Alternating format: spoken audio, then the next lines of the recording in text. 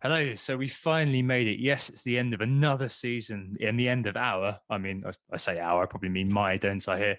Fifth year of Who Got the Assist. This season it's been 39 pods, 42 if you count the summer specials, two co-hosts, and it's another milestone as we hit the changing of the guard. And it was another milestone, sorry, as we hit the changing of the guard at pod 200 when Harry came on to go from Lucy. And this pod 211 is another milestone as Lucy is about to take over from Harry. But yeah, this is pod 211 that we've done, which probably works out about 250 hours of me talking effectively over the course of the last 5 years. But this season alone, it's north of 3,000 minutes or 50 hours of chat delivered to your ears, all mostly from me. So if you stuck with that and genuinely stuck with me throughout the season, I can give you my heartfelt thanks for listening.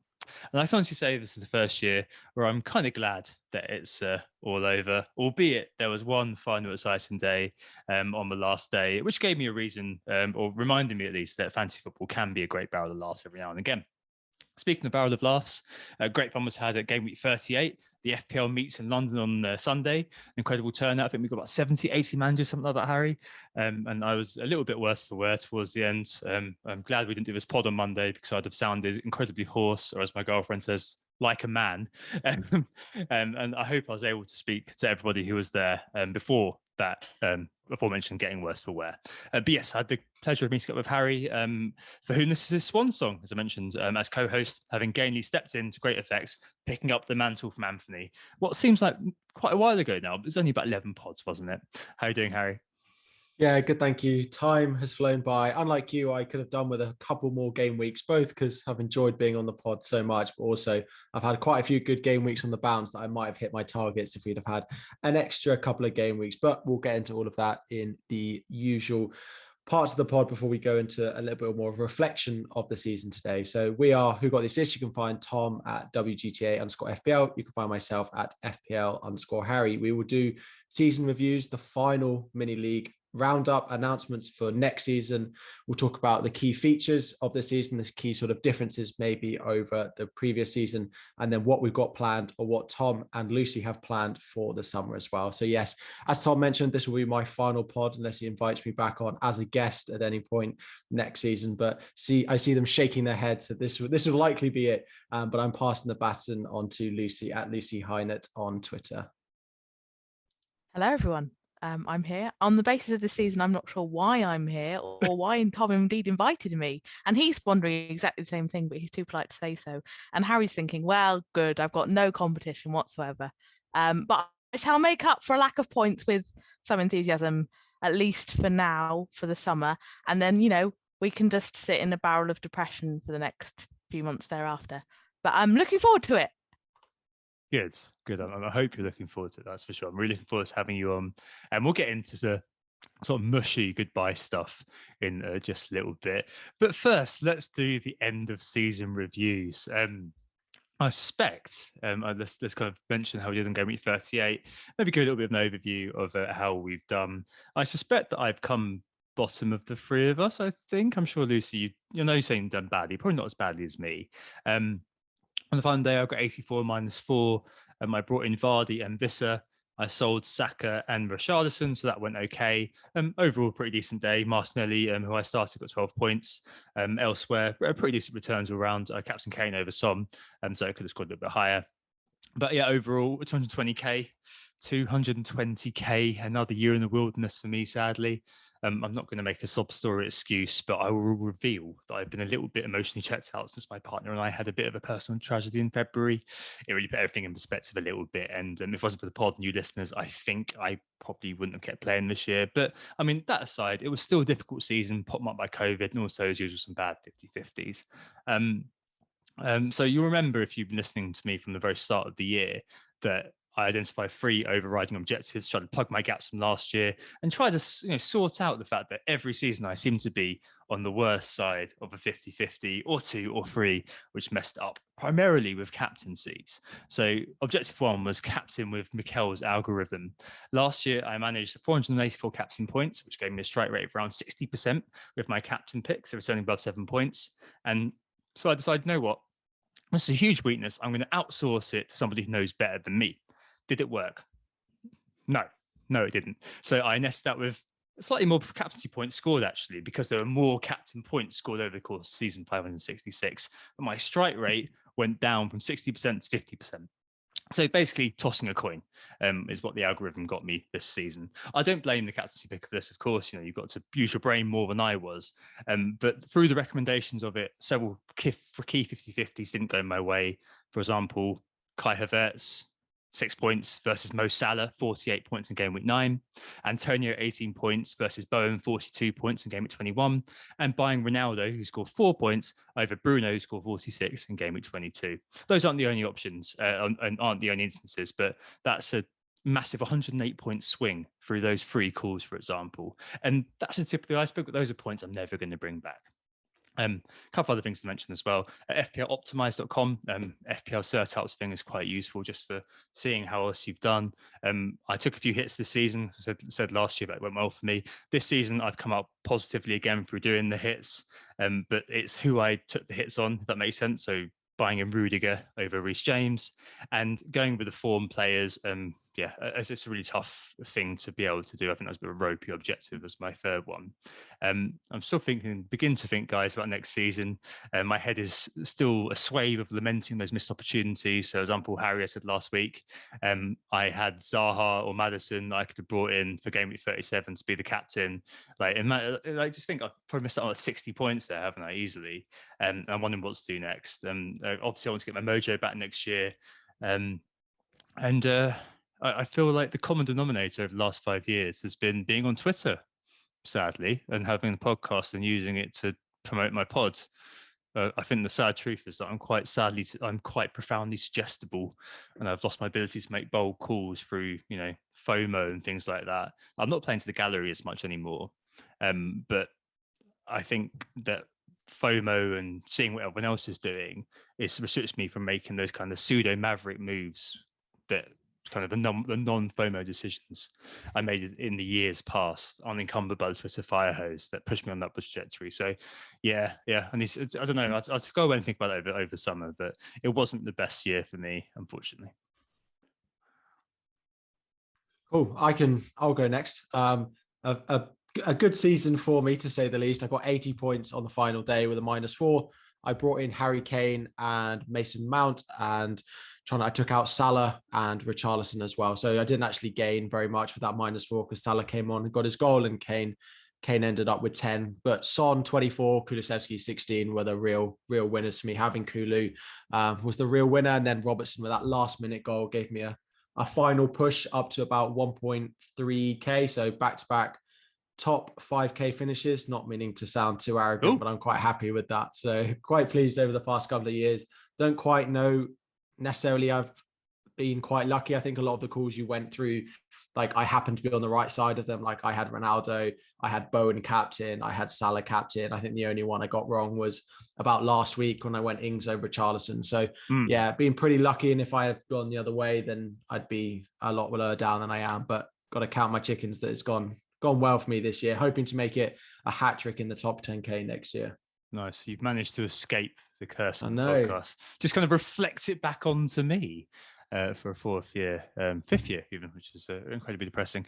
And Lucy, about to come on, I assume that actually maybe it's just gone to you and just skipped Harry entirely. Yeah, I'm going to assume that's what it is. So game week 38, I got 77 -4. Bought in Mount and Tony, who were horrible flops. To really rub it in, I bought Mount in for Coutinho, who obviously scored that goal against Man City. So really that just kind of rubbed in the ongoing disaster that was my season. The only thing I would like to say at this point, and I will say it more further in the pod, Matty, what a legend. Just pulled me in a whole load of points over the last 8 weeks, and without him I really would be even further down than the 119,000 that I'm at, which represents the worst season I've had in the last 9 years, down from 403 last season. So that's quite a plummet. So I'm going to struggle to be balanced about the season, and I won't peddle the luck thing too much, because I can't really grumble, because last season I got all of the good luck, whereas this season I was on the end of most of those ones you said, Tom. The only one I did get right was that Richarlison one the previous week, 37 was it? Yeah. But yeah, that was about all the ones that I got right. I think really my chip play let me down. My chip play is normally what I rely on to kind of give me a bit of a boost, and I got all of it wrong basically. I set my team on fire with my first wild card, took me down from about 20k to about 250k within about 3 weeks. Oh, what did you do? What did you do? I just banked on the things like City being good, a few other things, that just trying to get ahead of the curve, and fundamentally just did not get ahead of the curve, and just you sold off the key men in the beginning, basically. Early. Basically too early. You know, when you think, oh, I know better than to watch all of this form, it's all just a ruse. But no, actually it is actually real, and so I don't have any points, so that wasn't so good. And then the second wild card worked okay until I let fear rule me, and that is another one of those big things. I'm not really used to kind of chasing hard. I normally rely on like a solid start and then chipping away at rank. Because of the aforementioned wildcard disaster, I spent the season on a big chase. I'm not really great at chasing, and I did that thing that it's quite embarrassing to say, but I did Son to Kane for a hit just before Son went on that big run. Yep. Having watched Kane get all of those goals and being like, oh, Son, you're so rubbish. And knowing that I was on a chase, I took the gamble, which really was the final nail in the coffin. So yeah, that would be my big learning of the season, is to just go with what I've made and kind of like back myself, because I just watched people captain Kane and basically got a kind of the fear on, and didn't really know what to do about it. I realized my mistake, started to correct, so I started to kind of go more with stats based kind of gut calls and less on ownership and stuff, but it was way too late by that point, and then I got more bad luck just to top it off. So yeah, I think we'll talk about it more later, but I think this was a season that rewarded kind of not just luck, but a bit of opportunism and a bit of aggressive play, and it's really not my game, and it really showed, I think. So yeah, not really great. But I feel like I should probably quit complaining, given it was as bad as yours, Tom. No, it's all right. I think Kane versus Son, we'll come on to that later. But wow, I looked back at this earlier on, and I got in Kane on my 24 wild card, paired him with Salah, and I had no way to get to Son basically. And at the end of the season, like I lost 70 points through not owning Son, because the impact was 100% every week on FPL Optimize. So I was literally just a willing punch bag week after week to Son owners. I think the last 8 game weeks, Son scored 108 points, I read, whereas Kane scored 69 points. That's without captains. And then when you look at a couple of key moments, so game week 32, Kane scored 10 points, Son scored 21. And in game week 35, Kane scored 6, Son scored 19. Like a couple of those kind of things just make what's a small difference that you can really kind of defend have a really absurd outcome, which is quite brutal. But anyway, I mean, hopefully this won't happen again, but I'm sure it will happen next season. I'm sure I'll be here again lamenting my bad luck, whereas I'm sure Lucy will not be in this position, because after all, what goes around comes around. And maybe I'll have next 5 years and I'll do well. Who even knows? And speaking of people who've done well, though, and let's just do the Final Min League update of the campaign. And it was fairly close, but as hinted last week, Brett Taylor, I Love Lamp T, has won it. 2830. Brett has achieved 79 points on the final day through captaining Kane. He wins the league by, I think it's about 21 points, actually, something like that. Yeah, it's 21 points. Brett actually ended up overall, where is it? Third overall, which is pretty damn good, Brett. Incredible stuff. He beat out quite a few managers, actually, who have been in and around the top 10, the top 5 for quite a while. In second, Joachim Lengroff, Artenista, 81 points for Joachim. 2809 he got, which saw him finish 9th in the world. So amazing stuff for Joachim. In third, just an agonizing, well, maybe not as agonizing, but all done well. But what's that? I'm trying to do quick mental maths, and this is not very good. 18 points behind Joachim is Troy Hope, who finished 24th overall. Got 83 this week, -4. Captain Son brought in Kane and brought in Madison. Erstwhile leader, I think the man who was leading throughout the season, unfortunately on the final day, just fell down just a little bit. Let's hack on Mangashnez, Excel 11. 59 points, unfortunately, for Hakon, so not the strongest final game week, but still manages to finish 42nd in the world and finishes 3rd in Norway. Wow, what are you guys eating? Actually, I know what you're eating. You're eating tacos.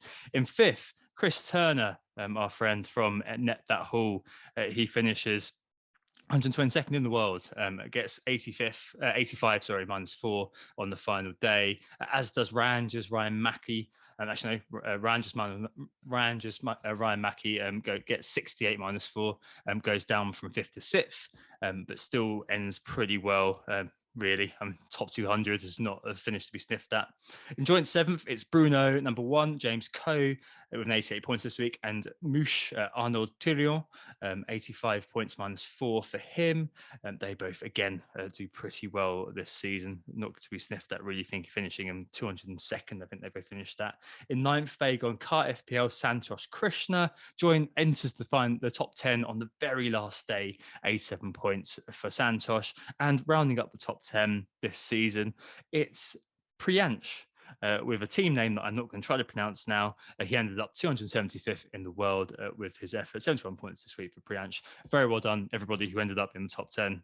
Ridiculous effort. And there are loads of people kind of hanging around the top 10, the top 20, who I've mentioned quite a few times, like Steve Jones, Cy Rutherford, Finstow Sullivan, all these sorts of guys who have had ridiculously good seasons. Ozin Kerwan as well. I'm sorry that I messed up your name all season. I need to just say that. Please get in touch to tell me what your name actually is at some point. Right, and the final thing, is Lucy gone? DC? No, she's there. Great. I think before we get into the main meat of it, say thanks to Harry for joining on for the final kind of 10 game weeks of the season. We're not going to go into a little boy crying at the end of the shore, waving to you or anything like that, or playing some sort of sentimental music. But I remember being very impressed when you came on for your guest piece, and I thought you spoke with both reason and concision, whilst knowing that you know what you're talking about by performing very well. And you've been a perfect compliment to me, because I'm none of those things, neither reasoned, concise, nor know what I'm talking about. But thanks so much for coming on. I've a huge debt of gratitude for stepping into the void, and with Anthony, unfortunately, having to depart a little bit early and finishing the season with me. Thanks for putting up with me being late to many pods as well. It's been quite busy, and catching all those massive curveballs I've thrown at you this season. Yeah, it's been real, and I'm sure we'll have you on next season in some way, shape, or form. Thank you. Yeah, if there's one thing I've taught you this season, Tom, hopefully it's firstly how to get a green arrow and finish higher than the top 200,000. But really what I want you to learn is that podding at 8 or 9 or 11 o'clock at night is not the way to do it, and that it should be moved slightly earlier. My texts every week of, can we move it half an hour earlier? I've got a bedtime to get to. Don't seem to go down, but slowly but surely I weared him away throughout the season. But yeah, thank you very much for having me on. I really enjoyed it. I spent so much of my time thinking and talking FPL. So to have a platform to come and do that has been great. Really enjoyed it. And I'm sure, Lucy, you will do an even better job next season. I don't think I will, but I will keep chipping away at those bedtimes, because I also need my beauty sleep. So, that we won't be having any 11 p.m. pods. No, I don't think we're doing that anymore. But hey, we'll see. But yeah, really looking forward to joining Lucy next year, or Lucy joining next year. Either way, either's true. I think we'll try to do some sort of intros to Lucy during the summer, but she's an excellent FPL manager, as I'm sure you may know if you've been on FPL Twitter. Speaks brilliantly, but she's maybe a little bit less nice than Harry. So it's going to be very interesting to see what the dynamic is next year. Always good to change things up, isn't it? From someone who's very nice to someone who can be a little bit. Go careful now. Kidding. Careful. No, it's gonna be really good. I'm really looking forward to it. Right. Okay. Let's put that in the bin, because I'm feeling a little bit ill. And move on to season discussion just after this break. Right, so we're back after that love-in, which is a bit uncharacteristic. I don't like doing those. Keep them very, very short. To discuss the season that was, the season that recedes in our rear view mirror, and have a few chats about some particular things we noticed about 2021-22. I think the pandemic panic is probably the big thing that may have kind of infiltrated consciousnesses this year. I mean, Joshua Biggs at What the Big C did ask us, has FPL gotten harder or not? He said that this season was kind of one of his like worst finishes ever. And quite a few people that I've seen have relayed that. But I mean, Harry, you've done fairly well, despite the fact there was a lot of sort of upheaval, especially around Christmas time, with things like I remember that Aston Villa game being called off with 2.5 hours to go, something like that. Lots of that sort of upheaval going on. I mean, do you think that it was made more difficult that way, and how would you attribute your outcome to navigating it? I think my outcome was based 100% on skill and being able to target these weeks as well as good. No, I do think that those games made it not necessarily more difficult, but more unpredictable, and I suppose harder to try and balance your team. More difficult is not the way. It's not necessarily the term I'd use, but more easy to get unlucky, I suppose, is the way that I would phrase it. Because of the amount of games that went either after the deadline or so close to the deadline, it meant just people got unlucky with the way that their team was. And you could have a very strong team going into a game week, and if you had Villa in that one, or you had the Liverpool Leeds game on Boxing Day, for example, if you had 2 or 3 Liverpool going into that one, suddenly you were thrown completely off. And I'm not sure difficult is completely the right word for it, but I do think it made it much, much more unpredictable than we had. And I suppose maybe more difficult to plan might be the way that I want to put it. It was particularly that game week, I think 18 to about 26 period. That was about an 8-game week stretch. Once I feel like we got after 26, yes, there were a lot of doubles. Yes, there were a lot of blanks, but we kind of knew what the lay of the land was going to be, roughly as much as we sort of knew in previous seasons. We knew there was going to be doubles between 33, 36, and the beginning of the season was fine. It was that doubles being put in very close to the deadline, blanks being put in very close to the deadline, which I do think has made it much, much more difficult to plan this season. If you've had a bad season, I really wouldn't worry too much about it, particularly if that's the sort of game week range that you took your hits. If that's the sort of game week range that you had to play your chips to try and counter this, then I would really, on the side of caution and giving yourself a hard time ever about FPL, but particularly this season as well. In terms of the game getting more difficult, again, we've spoken a lot in the community about, do we need to move the goalposts of the top 10K to make it wider and bigger? And I don't think that's ever going to happen. I think people always talk about the top 10K as this elite sort of finish, the target that people work towards. But I think the sort of top 50K finish, the top 100K finish is being looked at with a much more sort of acceptance and much more light on it than it maybe has done in previous seasons, just because of the amount of engaged people there are, the amount of content there is, the amount that people are consuming. Means that you've got to be on your top of your game. You get these 50-50 swings, which are being punished more and more, because instead of everyone in the game picking between 5 things, which means if you pick the wrong one, you have the chance that the other 4 go wrong. Everyone's so engaged that they are now pretty much picking A or B as the best 2 options. So it is so split now, whereas it was being more a bit diluted the previous season. So I think it's only going to get harder as we go on, with more people playing the game, with more people becoming more engaged. And this is definitely not the season to judge you on. Although if you can judge me on this season, everyone listening, that would be fantastic. Exactly. I mean, this was the season, wasn't it, Lucy, where taking a -4 became the new rolling a transfer in some stage. I remember that. So game week 18, I think, was kind of late December, when only 4 games went ahead, something like that. And we saw Pete, you kind of went into that thinking, I'm going to try to limit, play quote unquote sensibly. And the closer and closer you got, the more people were kind of thinking, well, don't know when he's going to be back, so I might as well get this guy in, he's at least going to play this week. Yeah, I think to kind of go back to what Harry was saying in terms of it becoming an A or B thing, I think all the fixture kind of changes. So you'd have maybe 2 or 4, very few teams with a double game week would mean that you were naturally gravitating to A or B, which I don't think would happen as much if you had your more normal fixture process, because I think it kind of magnified all of the issues kind of quite significantly. So I think it was more prone to those A or Bs when you've got, say, that Man United double game week where it was basically you had to pick between Bruno and Ronaldo, and whatever happened kind of thing. Whereas I think in a normal season, you probably wouldn't be looking at very many game weeks in that way. We know when we have our big game weeks at the double game weeks at the end of the season, they typically have quite a few teams involved, and it's not quite so polarized, I guess. So I think that definitely had an influence. I think there are a few things in terms of whether FPL's got harder. I think there's the point that not only is there more content and there more kind of statistical chat and people like, you know, have much more access to that stuff, as Harry was saying. I think there's also the kind of a wider kind of football conversation around statistics. I think you'll see in your average football coverage a lot more kind of stats based stuff than you saw 5 years ago. And although I think a lot of the time they use them badly, and sometimes I want to like scream at Monday Night Football and be like, what are you talking about? I think the fact is that the average football fan now is a lot more aware of what XG is, you know, kind of more meaningful statistics than they would have been 5 years ago. So that just brings up your standard of your probably top 100K, as well as all of the other stuff that's going on. And I think that's going to make it a more challenging environment. And I think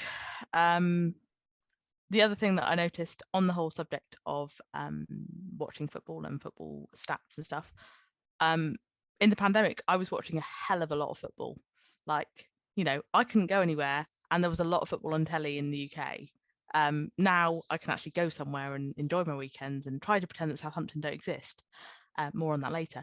But also, like, there just isn't the availability. So I realised kind of halfway through the season how much I'd been relying on watching a lot of football to kind of, I mean, I've never been like a pure stats person. I like to watch football and get a sense of how a player's performing, and I just couldn't do it anymore.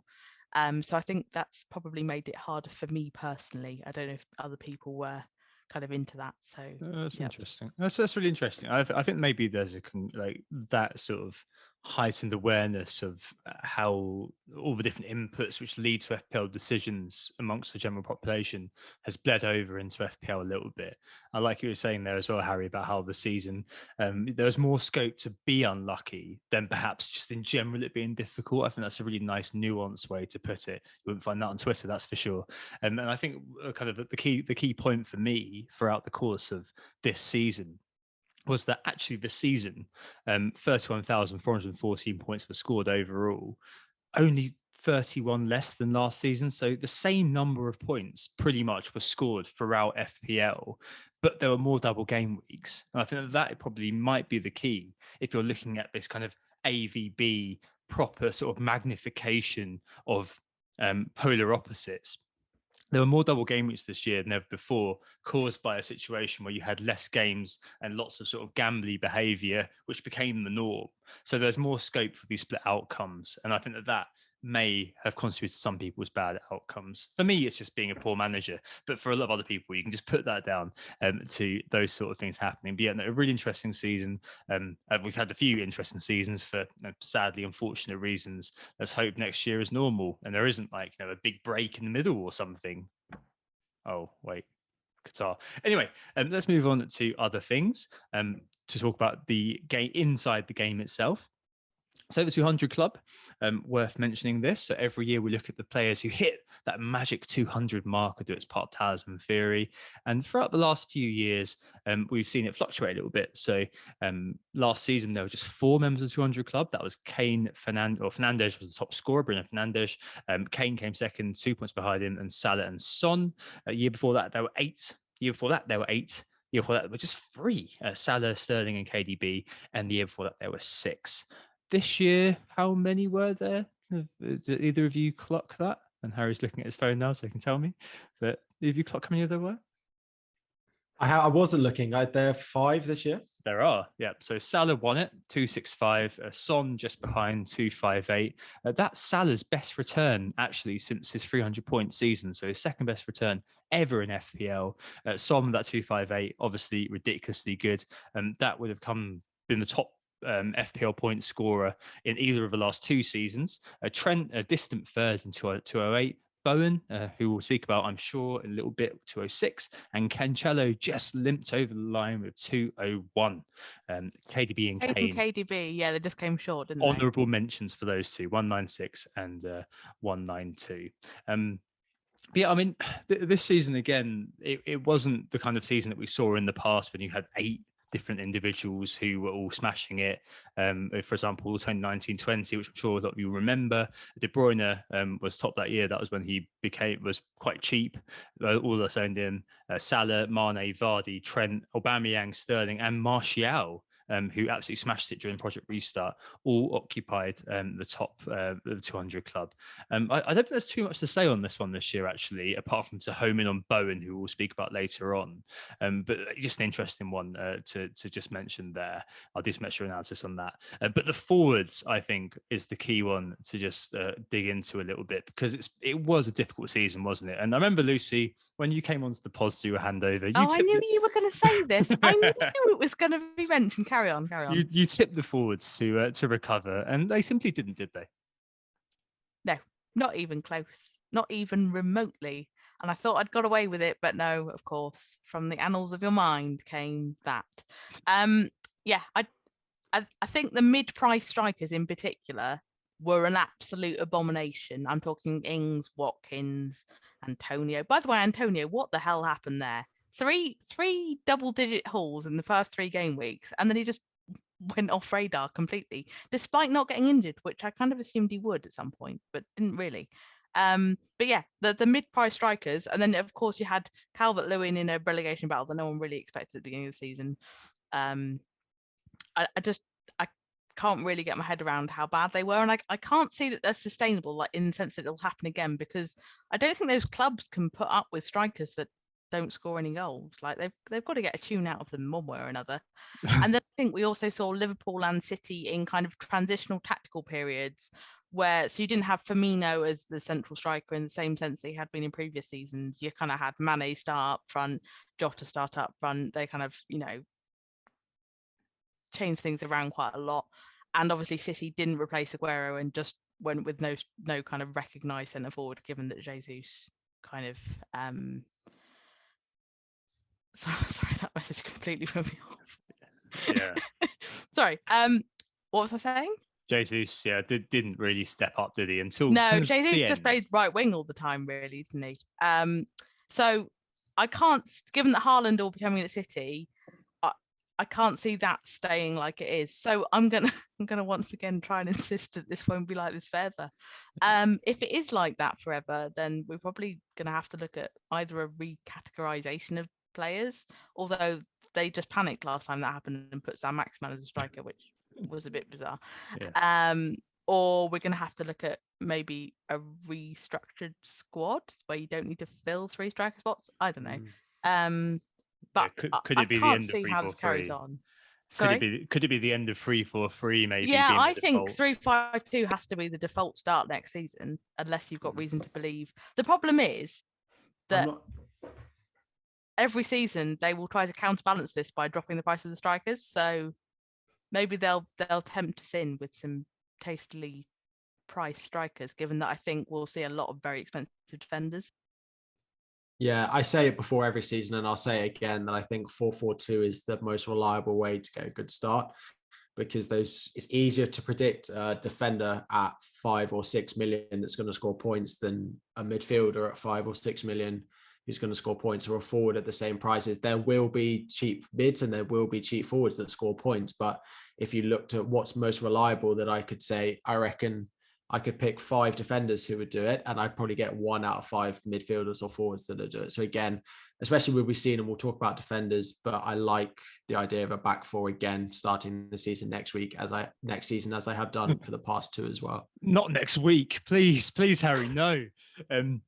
Yeah, no, I think that's really interesting. So I did have a quick look at this today. I've had very little time to do this sort of thing. I looked at this season for forwards versus last season for forwards, and forwards scored 269 points less this season than they did last season. Percentage-wise, in terms of the overall points scored, that's not changed that much. So 14.4% last year to 13.6% this year. What did happen though was forwards scoring over 100 points declined by a fair bit in real terms. So 19 forwards last season, including the likes of David McGoldrick. Remember him? Scored over 100 points in 2019-20. Only 14 scored this season. And McGoldrick scored about 3/4 of those against Chelsea in one match, didn't he? He did indeed, but he still got to 100, the magic 100, didn't he?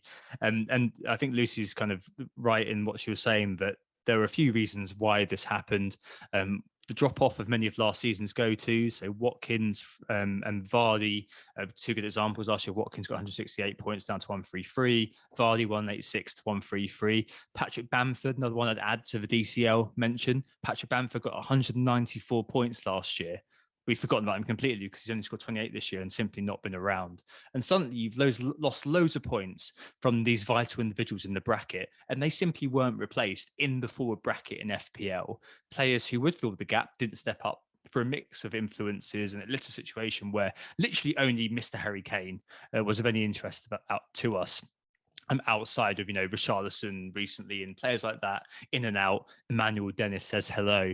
And the only other forward to finish in the top 10 was Cristiano Ronaldo, who limped into 18th. He was outscored by the likes of Alisson and Lucy's man, Joel Matip. And Ronaldo finished second on 159 points. He would have finished sixth last season for forwards, which says it all, really. It really wasn't a good year for the forwards. But a good point there to raise the spectre of Haaland. I mean, Harry, do you think that Haaland being at Man City, I mean, I don't know if Liverpool are really going to change unless Salah or Mane maybe gets reclassified as a forward, but do you think Haaland could retip the balance here, or do you think overall the forwards are due a resurgence? I think they're due a resurgence, and I think that it will be the template to start with one of the premium forwards, because if Kane starts well or Haaland starts well, people will talk about squad structure, spreading the money around so it's easy in those opening weeks to move to one of them. I can't see Haaland not doing well. I really can't. And I know people talk about Pep in his first season with players taking it a bit easy. We saw it with Grealish. We saw it with Sterling when he joined as well. First season with Mahrez, he eases them in. I just can't see Haaland being that player, especially given how they've not had a forward and don't have someone to play there at the moment. Again, we'll talk about it, but when you look at the likes of Kane, Son, Salah, Fernandes, if he's gonna go down in price a little bit, Mane in there as well, it's going to be so difficult to say that I'm definitely going to own Haaland game week 1 with De Bruyne in there as well. I'd be a brave man to say that I'm not going to do it, because I think, again, we see what the ownership of these players are like early on. But yeah, if they have a sea of green in their opening 6 fixtures, then there's no chance I think we look past him. And I do think he'll do well, given the way he plays, the way he's sort of bullish on the ball. He could suit the Premier League quite well, I think. Yeah, hopefully there's no Bundesliga tax, and hopefully he stays injury free. But yeah, no, even though obviously the data is ridiculous, elite finisher, etc., and so on and so on. I'm interested in your question, in your kind of the point you made there, Lucy, about reclassification as well. I think this year, you're right that they kind of thought, oh God, we haven't got that many forwards, so we're going to reclassify lots of St. Max and move Aubameyang back to being a central striker. Do you think that there should be more reclassifications, or do you think it's just been a fallow year for the forwards due to the things I described? I'm reluctant to say there should be lots, because I thought about this for quite a long time and I can't think of many obvious ones that aren't classified correctly if we're using the same structure as they always used, where you have to be the kind of central number 9 to be classified as a forward. The only one I did think about was, and it sounds a bit bonkers, so you have to bear with me, Sadio Mane. Of the 14 appearances he had after AFCON, the 14 Premier League appearances he had after that, he appeared 9 times as the central striker. If they're going to kind of, use Diaz a lot next season, which seems likely, it may be that we see Mane starting more regularly in central role. Although I did see today that he'd kind of speculated about his own contract. But if he is at Liverpool, then maybe he could be one. I couldn't think of that many. Zaha could be one, because I saw that Vieira was talking about using him as a central striker next season. Yeah, he's But playing as one of the two for the last kind of few games of the season, wasn't he? Yeah, so I wonder if that's a possibility. But they do seem to have a lot of central strikers at Palace, so I don't know if that is actually viable. So there are a couple, but what I wouldn't want to say is recategorize lots of players and then make no sense like they did last time. So yeah, I think there are a couple that maybe could benefit from a bit of a review, which might help. But I think there's a danger of kind of saying, oh, we need all these recategorizations when we perhaps don't need them. It's just that it was an odd season for forwards. Yeah, I'd probably subscribe to that. Yeah, Zaha seems to move back and forward every second season. I remember there was a year him and Arnautovic went from midfielders to forwards, and then they go back again. They keep bouncing back and forward. No one seems to know where they play. I think Mane is one that we spoke about when the game launched last year, that the price was just completely wrong for him. And if, let's say, they put Salah as a 12.5 million midfielder again, and they put Mane as a 10 or 10.5 million forward, yes, he's going to get the less point for goal, less point for a clean sheet. But I think then we suddenly have a debate on our hands. If you're looking, okay, you're paying 2 million more for Salah, but he also takes up a midfield spot, whereas Mane fits in that forward lineup. I really would like them to do something. I don't think it really matters and impacts the game that much if they put a couple of extra players. What I don't see happening is the likes of Salah, the likes of Son, the likes of Bowen's an interesting one. Bowen's played a bit more through the middle, but the likes of Salah, the likes of Son, the likes of Sterling, I don't see them being put as forwards next year. I think they will still restrict it to those sort of central players and not those wide players. As soon as you start putting them in forwards, we could end up with so many in there that we can't pick between them.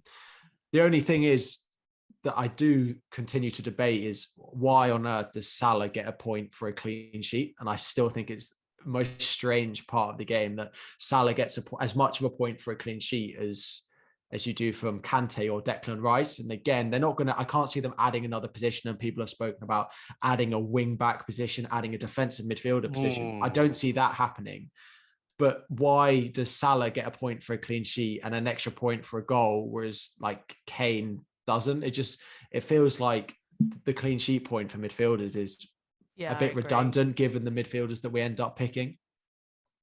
Yeah, and also you're quite right about them. I think a lot of people have talked about whether they could add in defensive midfielders and whether we could mix up the pool and widen it a bit so we don't get the same template. Yes, theoretically we could, but they're never going to do it because it will have such an impact on the kind of mass appeal of the game. Like the idea of my dad getting his head around, like defensive metrics when he doesn't normally do that. It's never going to happen. It would change too much with the fundamental mechanics of the game. So they're not going to do that. So it's about tweaking what already exists, and I think you're quite right about the clean sheet point making no sense under the current structure. Cool. No, I think that's interesting in terms of thinking about it, but I just don't think it's ever going to happen. You're right. It's also about simplicity being the name of the game. And also, I really like the idea of forcing a choice between Mane and Salah. That's been one that I've been banging on about for many years. Would they ever listen to me? Absolutely not. But I'm sure that would be one that I think many would like, even though it is kind of, it would be, people could say, oh, it's quite spurious, but just jimmying the game, like changing the system a tiny bit, just to kind of create a bit of a sense of difference within the system could be really, really interesting. Just on that, again, the other one, Salah versus Mane, is what they're going to do with Son versus Kane next year as well. Again, like we've had Son being cheaper than Kane, so a lot of people have often started with them. Son has had an incredible season. When we talk about player of the seasons, I will bang on about how good Son has been, particularly in the second half of the season. But please stop, again, it's too painful. But for me, there's no reason why like Son should be any cheaper than Kane, especially if he's a midfielder.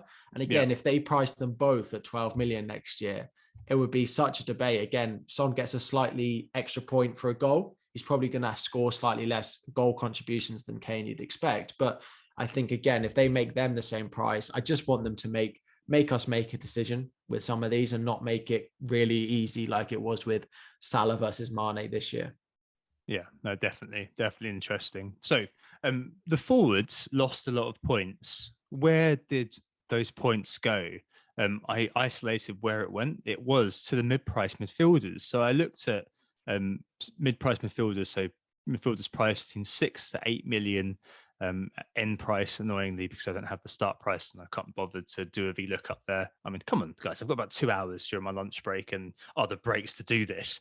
But this season, 15 midfielders scored over 100 points between the price of 6 to 8.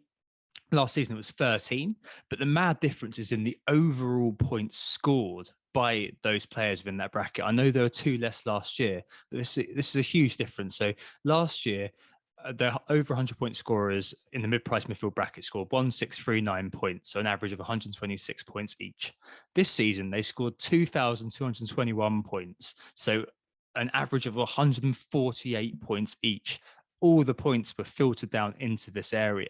And that's attributable to loads of players simply kicking on in this category as well as emergers. So consistency from the likes of Maddison, your man Mason Mount, Harry, and the emergence of Saka and Gallagher as the main inductees to the price point really helped it along too. And the forward meltdown basically meant that 5 midfielders, we've kind of all intimated, was massive this year. And catching these players at the right time was key as well. And the big example, of course, is Jared Bowen, who last season did appreciably well. I think he got about 140, 150 points, something like that. But from that to 200 points, really kind of elevated this category, didn't it?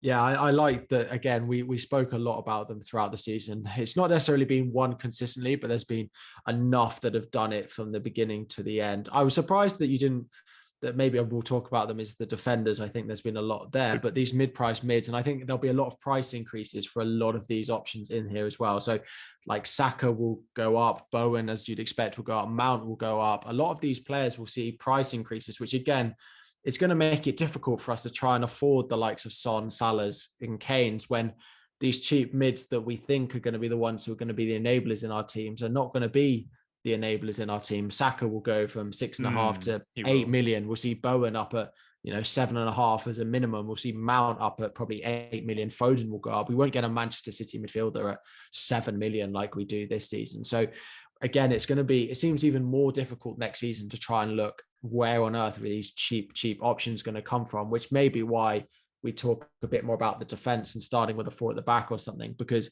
these midfielders that have been sort of ticking along for previous seasons, and you could see it's possible that they have a good season coming up, that they do it consistently, have basically all done it this year. And next year, I don't see many of them that I look at and I think you're going to be 6 million or under that I want to own going into the start of the season. Now, when the game launches, I may be surprised at who's down at that price with the newly promoted teams. We may see that as well. But again, yeah, as we say, because this bracket has just exploded this year, they're all going to be shift up in price, that we're all going to have even less money to play with because the premiums are getting more expensive as well. Yeah, I think that was pretty much all the notes I'd written. But the other thing I wanted to point out was there were a couple that maybe like Jota, for example, who was quite a good option at the beginning of the season, just isn't going to be the same option now because Liverpool have got more choice in those forward areas. So that if they're not going up, they're going to become issues as well.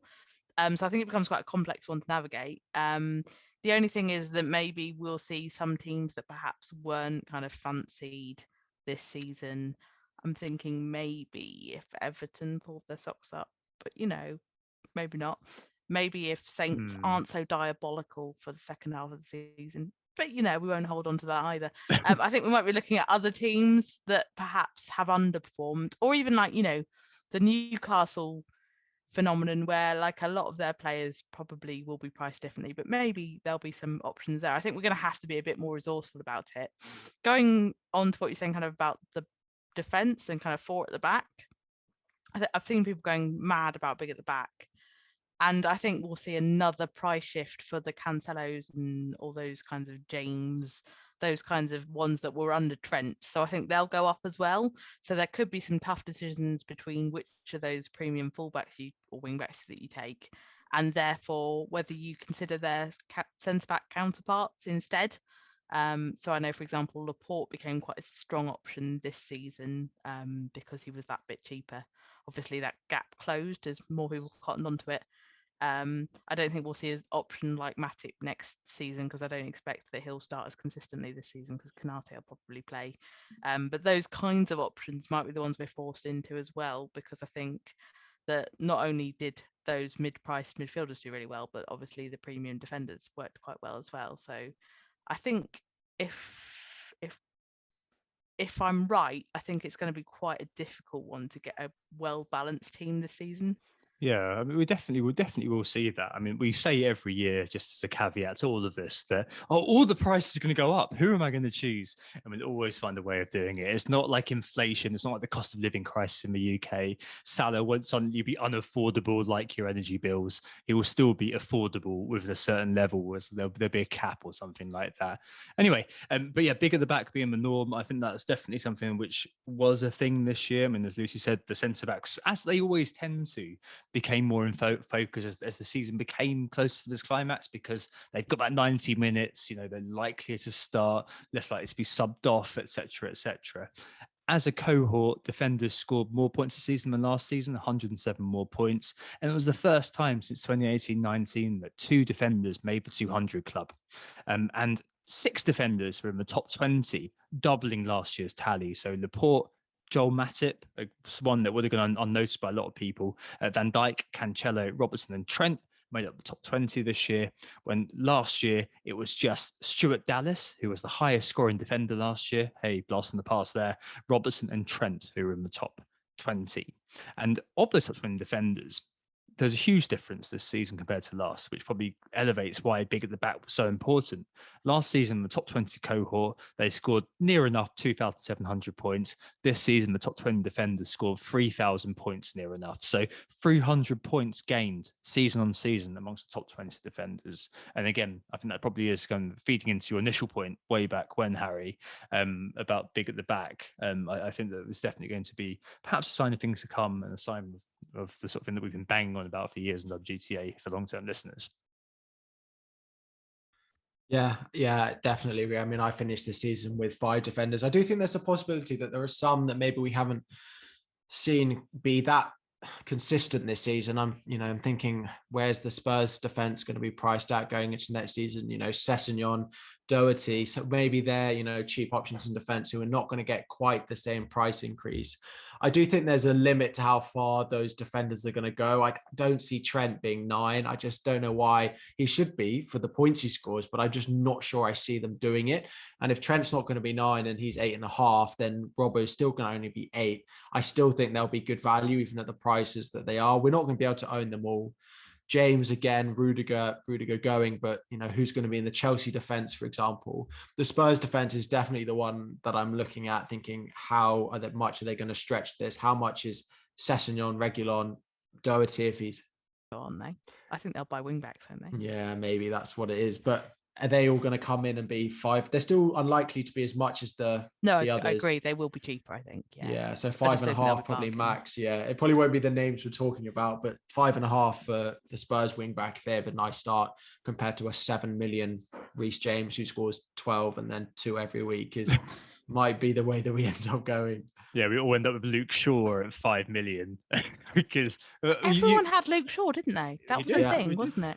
He did, and you'll see these players start to come around, and we'll start to look for value. I mean, to a Spurs point, Harry, I mean, owning, for example, Ben Davis, something like that, throughout the back end of the season, especially since Conte had come in, or at least when they sorted their stuff out, would have been a good pickup. And it's always going to be about spotting value. Do you remember that season? And when Rudiger was like 4.5, like that's just 2 seasons ago, wasn't it? Just 2 seasons ago. Yeah, finding players like that is always going to be key. But yeah, it's definitely been an interesting season from a lot of those perspectives. So yeah, 200 club inflated, forwards off a cliff. Will they come back? We're not sure.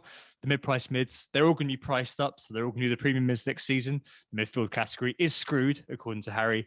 And the defenders, big at the back, will happen probably keep happening, because defenders are, as we all have said, a really reliable, consistent source of points who are normally well worth the money.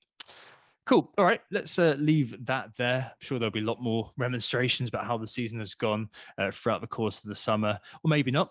And after this break, we'll talk about our end of season awards, which again, perhaps builds on what we just said. Back in a sec. So we're back, and it's time for our standard now end of season awards, discussing a few sort of different bits and pieces. Obviously, these people don't actually win anything, much like the Who Got the Assist Mini League, I'm afraid. But hey, it's a free pod. That's you get what you're given. Get a shout out, and my eternal gratitude. And like last year's winner, that guy, and the year before, the other guy. But hey, you'll live long in the annals of Who Got the Assist. Anyway, as will these award winners.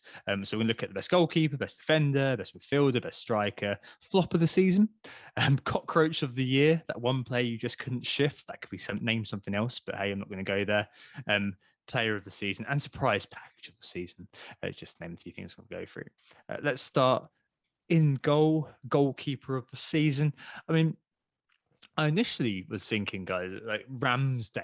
But when I saw his last clean sheet was in game week 29, at 4.5, he was probably the best value, but like it just wasn't particularly great, was it? I mean, it's quite tough to judge this one, isn't it? Yeah, no Martinez this season. I don't know what we do without him now. I was going towards Jose Sarr, Yeah. just on an FPL basis, he did pretty well. Apart from crucially when I needed him to do well in double game weeks, but we'll move on from that. But also I think kind of on a slightly broad basis, statistically, like his kind of save data is pretty insane. In terms of expected goals conceded and things like that. He did pretty well as well. So that was kind of where I was going with that. But you're right in the sense that I don't think there was any kind of standout guy. No, I mean, we could be boring and, say Alisson scored 0.7 points per start more than any other goalkeeper. And we're obviously not going to pick him, but the level of points that he gets is crazy in comparison to other goalkeepers. And it's a lot of the time it's a boring answer though. Come on. Liverpool let the opposition take more shots from outside the box, which means Alisson gets more saves than any of the other top keepers. But again, it's boring. I would go Ramsdale because Sarr scored a lot of points, but he's actually done it a lot of the time when no one owned him and they were playing against top teams, which is good for a goalkeeper, but not good for him in FPL because he was probably sat on most people's benches those weeks. So I would have given it to Ramsdale. Just, I know past 10 weeks, they've not been great, but that sort of period from probably game week 5 to 25, he was probably, the standout player in a lot of our teams for that period of time. So I probably favoured Ramsdale, but him or Sarr are the two that stand out. Yeah, certainly. I mean, I made a lot of goalkeeper transfers this season, so it just showed that it was a different season compared to last year when you just had Martinez stuck him in goal. Past years when you had Nick Pope, Tom Heaton, etc., and so on and so on, where you just owned one goalkeeper and you were happy with them. There was no real sort of standout 4.5 until Ramsdale came on the scene. I'm looking at the data, as Lucy alluded to. The most saves this year was actually Eon Millier at Leeds. Again, he got also conceded the most goals though, didn't he? He did. He got 141 saves this year. That's the second season in a row he's had that exact number of saves. But he's also the worst goalkeeper in the league statistically when it comes down to expected goals prevented, minus 16.8. So he let in almost 17 more goals than XG would suggest that he should have conceded. At the other end, it is Jose Sarr, plus 7.5. He's, Wolves defence owe him a great debt of gratitude, and he's miles ahead of the second best goalkeeper, who is Alisson, at plus 1.1. Which just shows that he was the standout goalkeeper this season. And it's a decent ratio of clean sheets to saves as well, is worth mentioning. So he was both getting saves and clean sheets. I never owned the guy throughout the course of the season, but 11 clean sheets, 116 saves, probably the best ratio. Although the best per game ratio, intriguingly, was Raya at Brentford, because he missed the transfer of the season. But 8 clean sheets and 75 saves, he came out as the best ratio in terms of that, saves and clean sheets per game. So one to watch next season, that's for sure. I know he's been pointed out by a few other kind of pods on the Planet FPL, really like Raya too. But yeah, I think it's been Jose. I think on the data, it's probably Jose Sarr, but in terms of how we kind of played the season, I suppose it's probably going to have to be Ramsdale if we're kind of by default nominating the 4.5 who's the best. But I mean, a bit We of can an irrelevant conclusively position. say it wasn't Sanchez, though, can't we? Which was the big tip before the season started. I think we can. Yeah, he was incredibly frustrating, almost as incredibly frustrating as owning Vicente Guaita. But we're not going to go there. We're not going to mention that name ever again on this podcast. He actually got the same points per start as Ramsdale this season, Gaeta. So he should be up there in our discussion, surely, Tom. Right. Okay. That's my educated response to that one, Harry. Move on to the defenders. It's a lot more interesting, isn't it? Yeah, I mean, in the data, there were a couple of overperformers and underperformers. The biggest overperformer this year in terms of expected goal involvement to actual was Robertson. Actually, his non-pen XGI was just 7, and you got 13 goal involvements. Reece James second, 8.3, got 14. An underperformer, despite guessing the 200 club, João Cancelo was owed 12 returns, and you got 8. Trent got 6, was owed 16 and got 14 for comparison. But I'll give my reasoning in a minute. But I think I'm going to go for Cancelo this year. I mean, what do you think, Harry? Where are you with that one? I'm torn between one of 3 names all playing for the same team in Liverpool. Trent has had another great season, maybe not lived up to quite the heights that he has in previous seasons, particularly in, I think, the last 10 weeks. He's not had it quite as much, but still, stand out number 1 point scoring defender. We've spoken a bit about Matip. 170 points for Matip, starting, I think, 5 million at the beginning of the season and ended the season absolutely brilliantly. But the one I want to give it to is Robertson because of how well he's ended the season. He scored about 6.4 points per game this year compared to 6.5 for Trent, but being priced at $1 million less than him. The way he's finished the season, I've been really impressed with him. And if we see a big price difference of $1 million between them next season, I think there's a bit of debate to be had there because he's finished, I think, the past sort of 10, 15 weeks. I remember one of my first pods I came on, I sold Cancelo for Robertson, and he ended up scoring that game, I think, against Arsenal. So Robertson would be for me, but I think you can look at Robertson and Cancelo pretty much between them. I do think Cancelo's done, had a phenomenal season from a playing and from an FPL point of view as well. I'm sure Lucy wants to talk for 10 minutes about Joel Matip, though. I do, but I won't bore you. But I will say, yeah, given that he started at 5 million, which is also the price I bought him at, I think he's been incredible value. And I think probably has been a more certain starter than a lot of people probably would have anticipated with the introduction of Konate as to whether he would kind of be that kind of almost constant presence in the Premier League. So I mean, he finished the season at 5.3, so it's not exactly like he ever got very expensive. Outscored Laporte by 10 points, outscored Rudiger by 20 points, got with 2 goals at the end of the season. There is a smidge of recency bias you may be getting from this, but I think you should just ignore that and just appreciate that Joel Matip was clearly the defender of the season. If not, I was going to say Cancelo, but I'm going to stick with Matip. Fair enough. I mean, I wish I got Matip. I did get Robertson, game week 24, and on my wild card, paired him with Trent, and just stuck with him throughout the end of the season. And maybe there's a lesson to be learned there because that was the best gain for me of all players this year, according to Sir Talp's FPL Optimized with a Z.com or a Z, as I'm sure he put it. And putting him alongside Trent was probably the best pickup that I got. I only didn't do that because I didn't have enough money. That's why the whole Matip thing happened. Absolutely. But, whatever.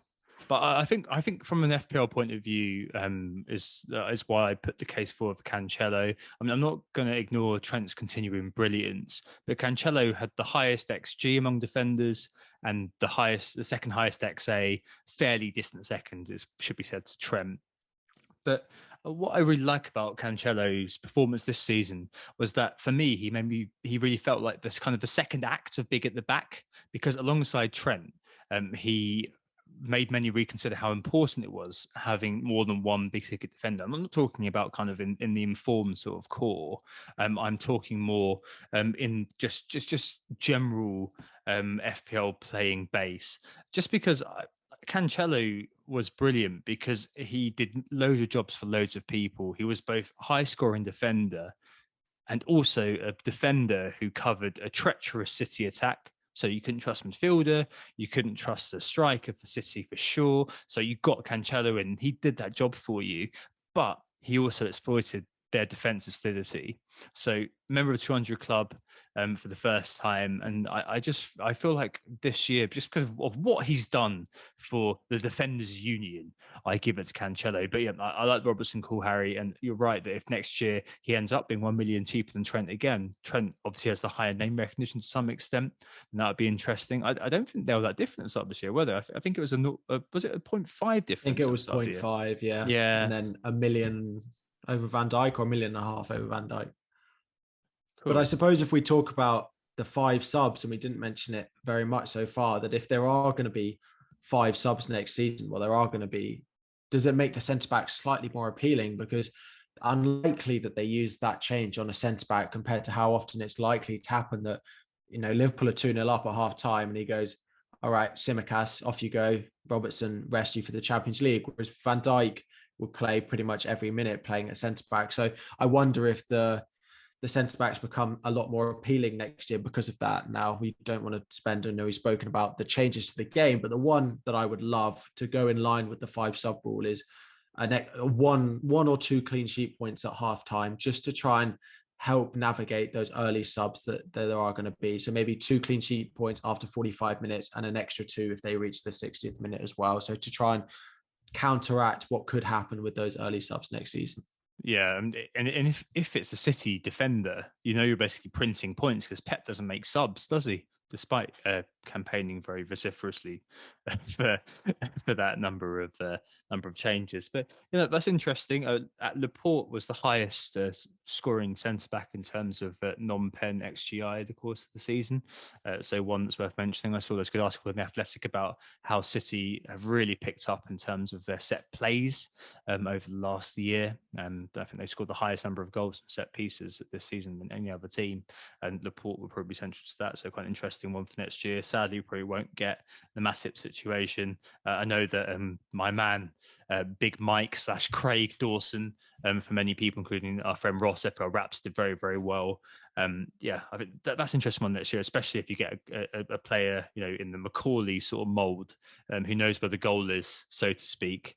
Could be Jan Bednarak, Lucy, in everyone's teams, you know, scoring 200 points or so next season. I don't know what happened to that guy. He suddenly worked out where the goal was. He suddenly worked out that Ward-Prowse is quite good at corners and he can actually get it in the net. Unfortunately, he worked out where his own goal was. Yeah. I was about to say he worked out his own goal, and also we concede all of the goals ever, so you wouldn't actually want to own him. But you know, occasionally it was good to see him get a goal.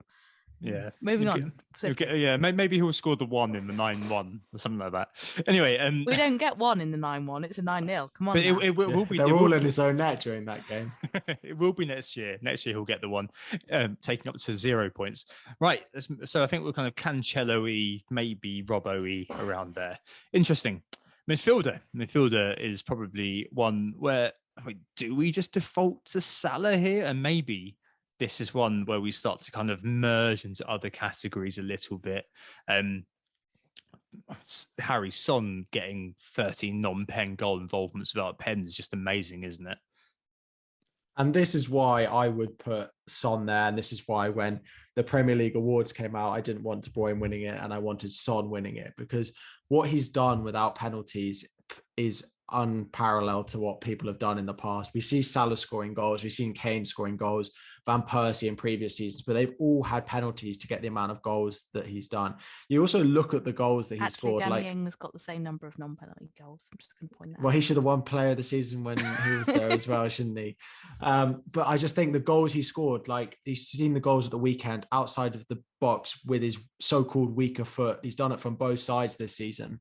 Salah has been great. And I think, again, the recency bias makes us remember what Son has done. And we forget how incredibly good Salah was for the first half of the season in particular, where he absolutely tore the league apart and it looked an absolute shoo-in that he'd win the Golden Boot. He did win it, but Son came up very close to him. The other one that I put in there, and they shared it actually. They shared it, yeah. And the one we might talk about, and you might go into a bit of a surprise package, is Bowen. And if we're talking a bit about, like we spoke about with Matip, someone that's done a lot better than we expected to, Bowen has had a really, really good season in that West Ham team. Probably not enough to get midfielder of the season, but I think he definitely deserves a shout. But Son would be the one I'd give it for, but I wouldn't disagree with anyone wanting to give it to Salah as well. I mean, at one point is that Salah did get a better non-pen XGI than Son, but Salah is in an objectively better team than Son is. So yeah, I'm not going to disparage Son's achievement. The only reason I would nominate Bowen here is because I would probably put Son into the player of the season bracket. So maybe I kind of say, you know what? All right, maybe I should give this to Salah by default, as maybe the forwards in the second we'll speak about should go to Kane by default. But I would be minded to give it to Bowen. I mean, fifth for non-pen XG this year, but it's just more from an FPL value perspective, really. 6.5 at the start of the season. He wasn't a total non-entity. It's worth mentioning. Last year, he managed 141 points. I checked that during the break. And it's just been generally very good to see a player kick on from there. I'd expect him, as we mentioned in the mid-price mids chat, to be priced up a fair bit next year. 8.59, I wouldn't be surprised by for Bowen. I think any 8 or below, he still stays ridiculously good value. I'm just hoping he doesn't kind of get over the radar. And I think the biggest achievement for him is he's the first non-Big Six club midfielder in the 200 club since Riyad Mahrez way back when. But Jamie Vardy's got there in terms of being a non-Big Six club 200 club member. But in terms of midfielders, I mean, it's a heck of an achievement really for his price. And definitely considering that they had European commitments, I think there was a lot of assumption that eventually West Ham players wouldn't be such an attractive prospect because they'd have Europe to balance, and that would lead to rotation and things like that. And that hasn't really been the case, and it's allowed Bowen to kind of carry on scoring goals. I was with Harry on this one in the sense that I felt it should be Son. I can't see any other midfielder really kind of returning on the level that he has over the whole season. And I don't really have a lot more to add other than he should have been the Premier League player of the season for me. And yeah, well done, Son. Yeah, those things. I feel like those things are done by like name recognition and also loads of City fans who've been paid loads of money by loads of oil money to basically vote in for those. But anyway, onto the strikers, and Kane wins by default, doesn't he? Is there any other case for anybody we can build here? I literally put on my notes, can we say no one? But yeah, Kane will do. I don't think there was anyone that really came close to him. I think we had a few times where we thought there would be someone worth their weight, but they're not really. Yeah, I'm really struggling to come up with anything more original than Kane. Has Harry got any luck on that one? Muted. No, I think it should be Kane. Interestingly, bringing back my very exciting and useful points per start, Kane actually ranks 4th amongst forwards, behind Gabriel Jesus, Ronaldo, and Jamie Vardy, none of which reached more than 27 games, though, which is why, again, it should go to Kane just for the amount he's done over the season. And you can actually know that the team sheet's going to come out every week and you don't have to worry about whether your £10 million or plus forward is going to be on it. So, yeah, I think it goes straight to Kane. Yeah, X-Men's massive, aren't they? That's the thing. I mean, all of those names that you mentioned, they're the players who, if they start, fantastic. But throughout the course of the season, for various reasons, they weren't in that situation. And Kane always sort of was. And I think it's been a bit of an odd season for Kane because I think this is the first season that he's actually underperformed in terms of his expected goals. Normally, he's an overperformer because of his outrageous finishing ability, but it's just not been the case this season for him. And we were all expecting kind of a real sort of return to prominence for him to some extent. And of course, 192 points, 17 goals, 11 assists is not to be sniffed at all. It's just that this year he probably could have scored a few more. I'm thinking of a lot of times when I was watching on as a Son non-owner and Kane captainer, where he fluffed a couple of chances and then you got Son scoring the high XG chance, the low XG chance. Yeah, very, very irritating indeed. But yeah, Kane wins by default, I think, in the striker category. Moving on, surprise package of the season. What do you think, Harry? I have 2 names down here. The first being Joel Matip. I think, again, we've spoken a lot about him. I won't bang on about it, but the fact that he scored 170 points, no one really expects him to get consistent starts with Konate being there and the goal threat he's had at the end of the season. He's in there. The other one I've got is Gallagher at Palace. I think, again, recency bias might forget to put his name on this list, but particularly in the first half of the season was someone that a lot of us had quite a lot of joy with. Scored, good points against some top teams as well. Particularly, I think we'll remember him doing really well against Man City in that game. So the two I've gone with were Matip and Gallagher. There are quite a few who've had pockets here and there. No one's necessarily done it consistently. Bowen, the other one that we've mentioned throughout, I think he's probably been the standout, but maybe not that much of a surprise. I think looking at Bowen, it was possible that he had a season like this, whereas Matip and Gallagher were a bit more unexpected for me. I think there's a bit of hindsight going on there. I don't think anyone expected Bowen to get 200 points plus. So I put Bowen.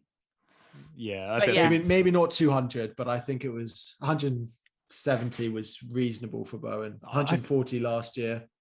I think 150. I think he was sort of an unknown quantity at the start of the year. Remember, there was the Ben Rama craze at the start of the year, and he was being posited as the main guy by certain individuals in the community, which we will not name here. Not going to do the dignity of. Yeah, I'm not going to do the dignity of naming him. But Bowen was probably the one who's kind of slightly on the fringes, but I think that his emergence probably has been key. The other one that I just wants to throw in here was Bernardo Silva from October to December, scoring 66 points in 9 game weeks out of nowhere. I mean, that hit me, that hit you, didn't it, Harry? One of those honestly players you always see a City player having a Gundogan moment, don't you, as it's now going to be called. And that was an interesting one where suddenly a player who was not particularly known for much in terms of getting end product suddenly became the end product king for just a little while. But yeah, I probably agree. It's probably going to be Bowen. There's definitely a shout for Son there as well, isn't there, being the surprise package of the season. Next one, just more fun. Flop of the season. Lucy, who did you have for this one? I don't want to make myself very unpopular with Harry, but I've got Lukaku written down. I think a lot of people thought Lukaku would be one of the people that was hang about, shake up the strikers and give us a bit more to work with on the kind of premium striker end. And I mean, he's been terrible, isn't he? I mean, he hasn't played, and when he does play, he looks awful. So sorry about that, Harry. I think the Wolves defence might disagree as well with the Arsenal defence. The other 17 teams in the league might agree with you, but there are at least a couple. I agree. I don't think he's been good. I've not gone with Lukaku. I had about 10 names. They all played for one club, being Manchester United, that we could have put in this bracket. And I've ended up with the one being Sancho for me this season. Didn't nearly achieve what I expected him to. We could have gone with a few other names in there.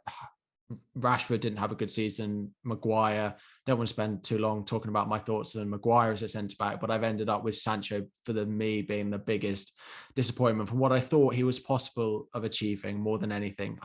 He's not had the best season in terms of the chances he's had, the consistency of starts in the team, but compared to where we sat here in August and thinking who's going to be the top scoring midfielders, he was not in the names to be top scoring, but we thought he'd do much better than he did. Do we think he might be a bit of a bargain next season? Yeah, I think that's very interesting. I think if you employ a coach whose claim to fame is one FA Cup, effectively in Germany, that's similar to Harry Redknapp's output as a coach, and you basically a coach whose claim to fame is bringing the team up and making them a decent Bundesliga team, basically the Sam Allardyce of Germany, and you employ them as your manager and see him as the great white hope. I think that maybe it's not been that great for Man United in general this year. I think it's a slightly dodgy parallel. But I mean that's kind of that's point that was made in the Athletic, and I think that's kind of it's about kind of just like making equal points of the kind of achievements. I mean, I know that Ranić is apparently the godfather of pressing, for example, but if you look at what Klopp and what Tuchel said about him, it's because of the ideas rather than the actual outcomes that he's managed to achieve. Like the guy gave up on coaching 10 years ago and became a director of football. And it didn't quite happen, did it, for United? That's why I've got Bruno Fernandes as perhaps my main flop of the season to some extent. 151 is still respectable, but last year, this guy was the top scorer in every team throughout the course of the year. Compare the data from this season to last season, and it's a it is quite a dive. It really is. Decline across the board, caused by the old statesman's arrival, maybe in Ronaldo, and kind of a bit of a inchoate, chaotic way of setting up the team. But yeah, United this year obviously were a bit of a train wreck, and I think next year will be really interesting to see how they're priced, really, because as you said, Sancho could be a really good option if Ten Hag can sort them out and make sure that he hits his potential, because he was fabulous in the Bundesliga. His goal involvements per game for Dortmund was simply off the charts. Yeah, I think the Man United team is one of the teams that I'll be looking at in terms of whether there's any kind of bargains. Obviously, like a kind of huge gamble in terms of how far off they've been, especially second half of the season. But if Ten Hag can get a tune out of them, then I think they'll all see a bit of a decrease in price, and therefore might be the kind of players we can use so that we can get other players in. But I don't know if that's being too optimistic. Donny van de Beek, back with his former manager, scored on the final day of the season as well. It's written in the stars. He's going to have an absolute wonder season. He's going to be about 5.5 million next season as well. Yeah, get him and Frankie de Jong, get Anthony over from Ajax, get the old Bambat together from Ajax, because how was Van der Beek priced this season? I don't even know, because I never even looked at him.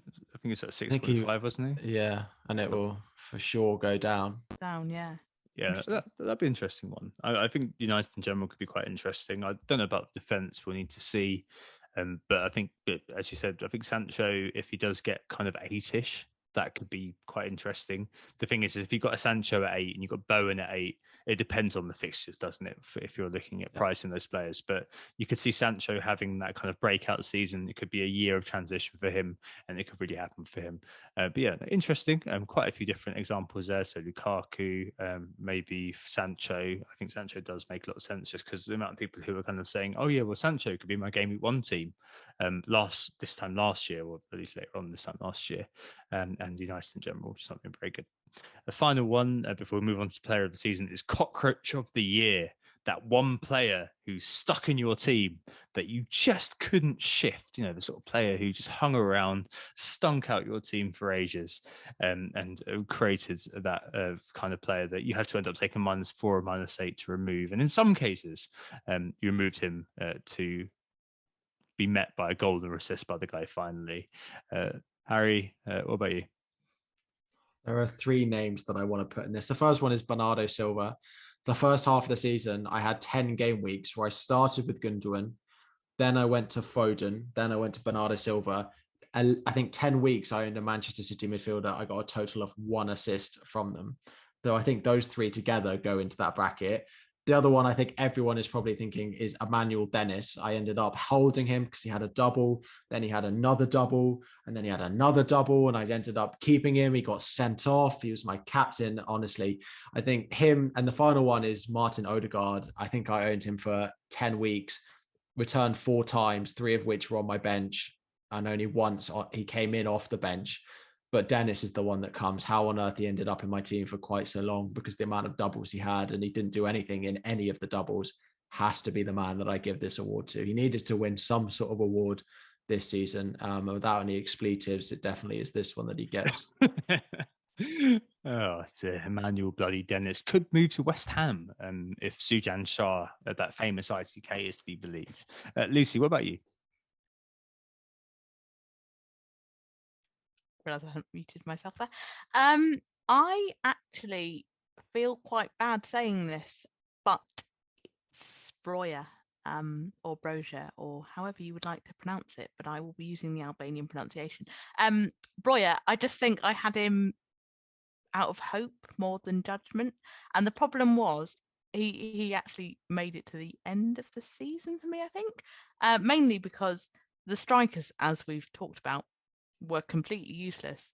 So I kind of just got into the habit of playing, 2 up front, and so he just sat on the bench forever. Didn't really see the point in using transfers on strikers when it got to a certain point. So he just sat there and occasionally came on and did absolutely nothing when I had, a few injuries or absences. Don't think I'll be coming back to Saints, and that's all quite sad. Yeah, I had Breuer as well as mine. Him or Joshua King. Those are the two that I had in mind. I bought Josh King on my Game Week 24 wildcard, thinking they've got doubles coming up. Always those bloody doubles, and he proceeded to do absolutely nothing for me throughout the course of the season, and I had to end up kind of eventually.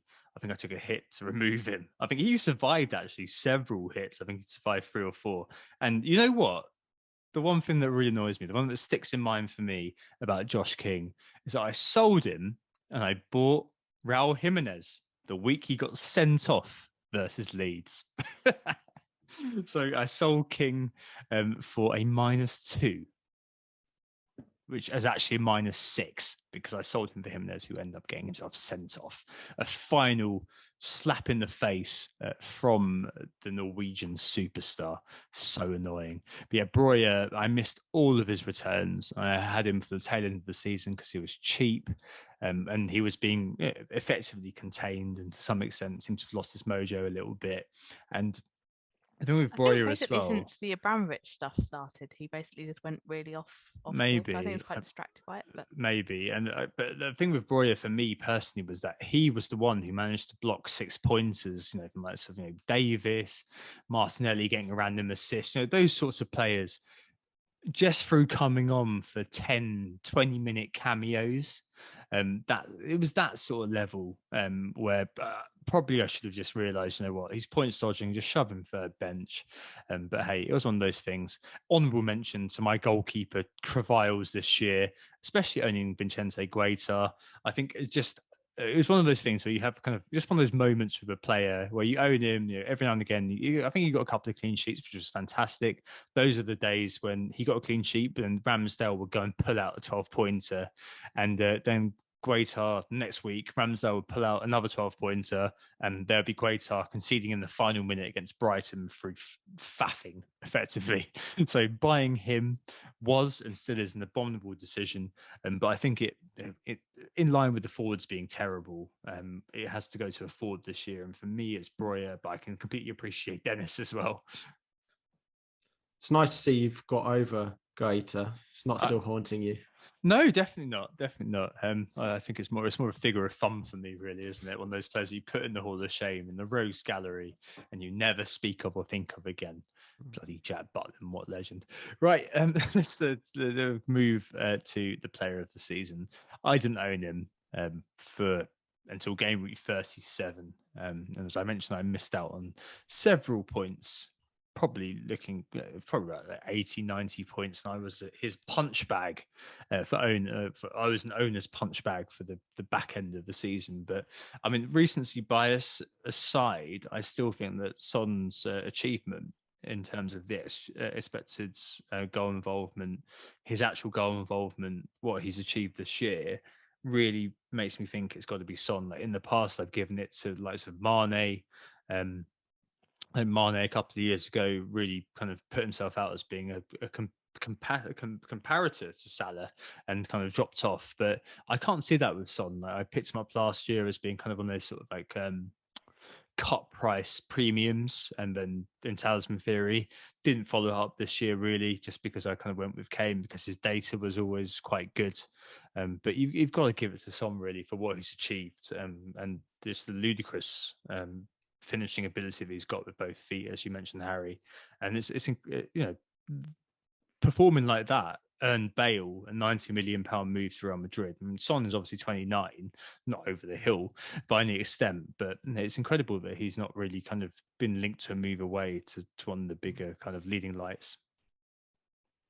Yeah, we've spoken about him. I think he's had a phenomenal season. We have seemed to have written Salah off quite quickly, despite winning the Golden Boot and getting 14 assists this season. Again, he's been so good, coming back on the final day, scoring what Liverpool fans thought was going to be the title winning goal, but turned out not to be. But yeah, I would just about edge it to Son. Again, with that sort of doing what he's done without penalties. Imagine if he'd have taken the ones that Spurs had this season, he'd have been way ahead. And again, it's not sort of Salah's goals have come from penalties. Son scoring outside of the box with both feet just means it goes to him for me for sort of sheer ability on the ball this year. I don't have anything to add other than yes, Son. I agree. I think maybe when we're looking at data, you're saying, Tom, that you'd owned Kane because his data looked quite good. I mean, Son's proven fairly consistently, and it's not just this season, that he overperforms XG quite consistently. So I'm kind of thinking that when we view Son and look at his data, then he might not quite run up to the same standards as other players. Like maybe we can get away with kind of worse data because he kind of consistently overperforms and does really well. But yeah, that I think Son makes sense for a number of reasons.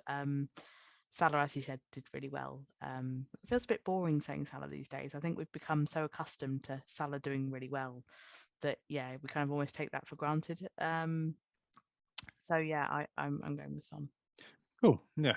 So Salah's second best season after the 300 pointer. It's always you end up kind of underestimating his brilliance to some extent, the same way that we underestimated Sergio Aguero's brilliance when he was in the Premier League a lot of the time. I don't think he ever he never got any kind of big recognition, did he, Aguero? No, he didn't. But I'm glad Salah does, and I think that he's definitely worth it. And he said today that he's staying at Liverpool for another season. What that means is obviously up for debate, but it'll be interesting to see what happens. And I can only imagine that next year it's going to be the case that we'll be starting with Salah and maybe probably Haaland or something like that, and overlooking Son once more, perhaps, depending on how the fixtures go. Right. Well, that is probably your lot in terms of 2021-22. During the summer, obviously it will be fully passed on to Lucy to join me to do the summer content. Few things coming your way. We'll be doing some long form pods again, the summer specials. So last year we did FPL and behavioral science, FPL and fandom, FPL and analytics. This year we've got 3 more that we'll do, like a trilogy. You've got to do a trilogy, haven't you? FPL and behavioral science will be coming back with Ross, FPL Raptor, and Simon March once more. The dream team back together, with Lucy subbing him ably for Anthony. FPL and ITKs is the second thing we'll be looking at with Sam Martin and FPL Nima. We're hoping Rockstar will make an appearance in some capacity, probably through like a voice disruptor sort of thing. They can sound like Darth Vader. And one more thing we're kind of still working out. There will probably be an introduction to Lucy, of course, just so you all get to know a little bit about her. And also we'll be doing our usual preseason stuff. So when the prizes come out, I'll have a little bit of reaction video and just doing some kind of a few preseason things, but I don't like doing the whole kind of shebang that we've done in the past, just because it quickly gets outdated, it quickly gets done. But we'll definitely do a preseason pod on the price when that comes out. And Nick will be returning early doors, because Lucy is out the door because she's already decided that she'll have enough by game week 1 and have a holiday or 2. So Nick will be joining me for game week 1, 2, and 4, I think it is, and we'll be kind of popping in and out throughout the course of the season. But it remains to say, thanks very much, Harry, for all your work over the last 10 game weeks, 11 game weeks, 11 pods. It's been absolutely excellent having you on. I've really enjoyed podding with you. It's been very, very useful to kind of just have your views on things. Hopefully next year I'll take your learnings into performing better. But yeah, thank you so much for your time. You're a massive debt of gratitude for agreeing to step in when Anthony had to step back. And it's been real. It's been very, very good. Yeah, no, I've really enjoyed it. 10 weeks has been great. I've enjoyed all the pods. Not sure I could do it for the whole season. These late nights don't work well with me, but I pushed through, really enjoyed it. Again, turning back to the YouTube live now to see how that goes next year. But I will be listening in to see how you, Nick, and Lucy get on next year as well.